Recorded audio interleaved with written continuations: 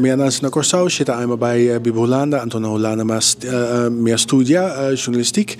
Anton bra, ja, eore, ja, mobiele documentairemaker pa Nederlandse publieke omroep. Anton sempre met dat bin Corsau, patra varios documentario. Anton in naam mira sinki ku, oké, aan met bin Corsau, tra hopi documentario, tu senam, pero aqui na Corsau ta metin hopi periodista, hopi outro tambe ku gusta, tra een documentario, pero na noting e funding ku ameting. Eore nos hasi mas onderzoek, Anton nos bin saku unter Corsau so, pero tu e outro Island tambe tin hopi periodista, hopi talento ting, pero na no pahaye e funding ku na mester. Anton me eore nos bin ku e plan die Fonds BJP Cariben, pa zorg pa ja, eigenlijk mediamakers, journalisten, ha je funding ku na potra, na projecto ku na tiende na corazon, is ku na stima. Anton voornamelijk journalistiek independencia y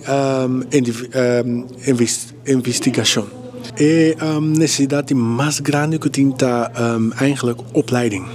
Que men tu le tres nan quando sbai ora che sempre na business assim que okay nos niet succession training que men redator na die courant nan die ja periodist na die televisie também nos chegar no idade antombra nos niet jong henne jong vervolg nos que men dan que comissão opleiding a base die ethiek a base die na business assim que journalistiek investigação pa die namba para bovisa sig bij com pensioen lieve ouders aan te zorgen para a geração nova também over. E tu essa aqui é fundo tá assim possível?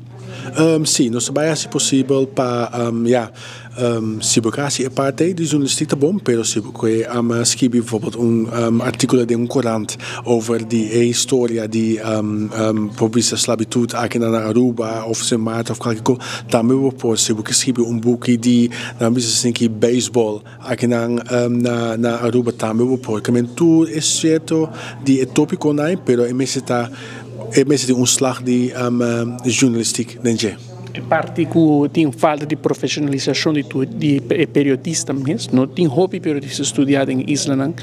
Está se que fundo aqui está beperkt somente para periodista estudar ou está abrir para público em geral.